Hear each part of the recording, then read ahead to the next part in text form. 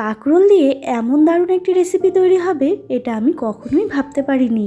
এই রেসিপিটা যেদিন তৈরি করেছিলাম ভাত নিয়ে কাড়াকাড়ি লেগে গেছিলো যে কে কতটা ভাত খাবে এই রেসিপিটা দিয়ে। নমস্কার বন্ধুরা, মায়ের রান্না অ্যান্ড ব্লগ চ্যানেলে আপনাদের সকলকে জানাই অনেক স্বাগত। আজ আমি হাজির হয়ে গেছি কাঁকরোলের দারুণ স্বাদের একটা রেসিপি নিয়ে। এই রেসিপিটা বাড়িতে একবার করলে কিন্তু সবাই ভাত কাড়াকাড়ি করে খাবে। তো বন্ধুরা, আমার এই রেসিপিটা জানতে সম্পূর্ণ ভিডিও দেখতে হবে। তো চলুন আর বেশি কথা না বাড়িয়ে ঝটপট শুরু করি। তার আগে যারা এখনও চ্যানেলটাকে সাবস্ক্রাইব করেননি তারা অবশ্যই চ্যানেলটাকে সাবস্ক্রাইব করে পাশে থাকা বেল আইকনটা ক্লিক করে রাখবেন। তো এখানে দেখতেই পাচ্ছেন আমি 3টে কাঁকরোল নিয়ে নিয়েছি। আর কাঁকরোলটাকে কিন্তু একেবারে কচি নিতে হবে। আর কাঁকরোলটার একটু বড় দানা হয়ে গেলে কিন্তু এই রেসিপিটা মোটেই ভালো লাগবে না, তাই একটুখানি কচি কাঁকরোল নিলেই এটা ভালো লাগবে। তো দেখতেই পাচ্ছেন আমি কিন্তু একটা ছুরির সাহায্যে ঠিক এই রকম সাইজ করে কেটে নিলাম। আপনারা চাইলে একটু ছোটও করতে পারেন, যার যেরকম পছন্দ এবং যার যেরকম সুবিধা হবে। এরপর কাঁকরোলটাকে কিন্তু ভালো করে সেদ্ধ করে নিতে হবে। তার জন্য আমি একটা বাটির মধ্যে জল বসিয়ে দিয়েছি। জলের মধ্যে দিয়ে দিলাম পরিমাণ মতো লবণ। লবণটা দিয়ে কিন্তু আমি কেটে রাখা কাঁকরোলগুলো দিয়ে ভালো করে সেদ্ধ করে নেব। তো দেখুন বন্ধুরা, প্রায় আমি আধা ঘন্টা মতো কাঁকরোলটাকে সেদ্ধ করে নিয়েছি।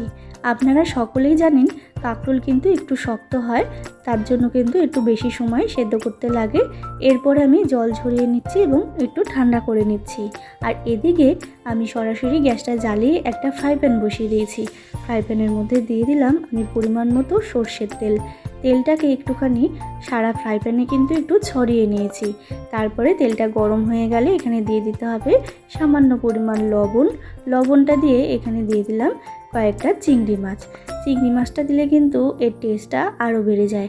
আপনাদের কাছে যদি চিংড়ি মাছ না থাকে তাহলে কোনো ব্যাপার নেই, চিংড়ি মাছটা নাও দিতে পারেন। তারপর দিয়ে দিলাম কয়েক কোয়া রসুন। এরপর দিয়ে দিলাম শুকনো লঙ্কা এবং কাঁচা লঙ্কা। ব্যাস, আর কিছু দেওয়ার নেই। এরপর কিন্তু ভালো করে ভেজে নিচ্ছি।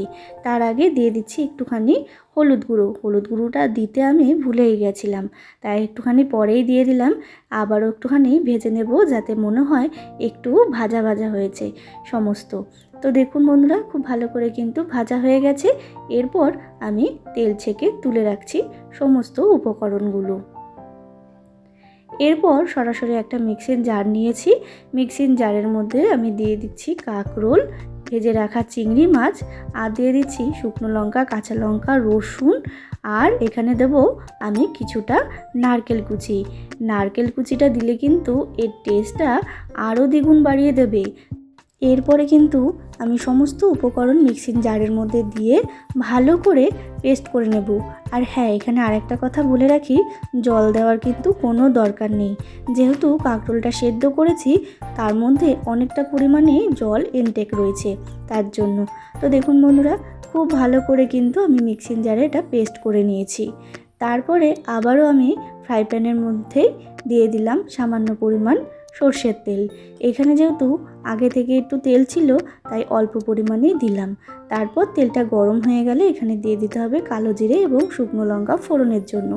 তারপরে শুকনো লঙ্কা আর কালো জিরার একটা মিষ্টি গন্ধ বেরিয়ে আসলে এখানে দিয়ে দিতে হবে বেটে রাখা কাঁকরোল, চিংড়ি মাছ এবং নারকেলের যে পেস্টটা তৈরি করেছিলাম সেটাই দিয়ে দিলাম।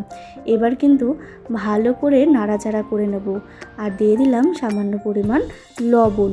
যেহেতু আমি চিংড়ি মাছ ভাজার সময় লবণ দিয়েছিলাম আর কাঁকরোল সেদ্ধ করার সময়ও কিন্তু লবণ দিয়েছিলাম, তাই দিয়ে দিলাম পরিমাণ মতো লবণ। তারপরে কিন্তু ভালো করে বেশ নাড়াচাড়া করে এর যে জলটা আছে সেটা কিন্তু শুকিয়ে নিতে হবে। যতক্ষণ না জলটা শুকাচ্ছে ততক্ষণ কিন্তু নাড়াচাড়া করে যেতে হবে। তো দেখুন বন্ধুরা, বেশ ভালো করে নাড়াচাড়া করে নিয়েছি। আর কড়াইয়ের গা থেকে কিন্তু একেবারে উঠে আসছে, জলটা কিন্তু একেবারে শুকিয়ে গেছে। আর যখনই দেখবেন এই কড়াইয়ের গা থেকে উঠে আসছে তখন কিন্তু বুঝবেন আপনার এই ভর্তাটা রেডি। তো দেখুন, এরপর কিন্তু আমি সার্ভ করে দিচ্ছি। গরম গরম ভাতের সাথে এটা সার্ভ করে দেখুন, এটা কিন্তু ভীষণই ভালো লাগে। যারা কাঁকরোল খেতে একদম পছন্দ করেন না তারাও কিন্তু এটা চেটে পুটে খাবেন। তো বন্ধুরা, আমার এই রেসিপিটা কেমন লাগলো অবশ্যই কমেন্ট করে জানাতে ভুলবেন না। ভালো লাগলে অবশ্যই একটা লাইক শেয়ার করবেন। আর যারা এখনও চ্যানেলটাকে সাবস্ক্রাইব করেননি তারা অবশ্যই চ্যানেলটাকে সাবস্ক্রাইব করে পাশে থাকবেন নিত্য নতুন ভিডিও দেখার জন্য। আবারও হাজির হয়ে যাব নতুন কোনো রেসিপির সাথে। ততক্ষণের জন্য ভালো থাকবেন, সুস্থ থাকবেন এবং নিজের শরীরের খেয়াল রাখবেন। ধন্যবাদ।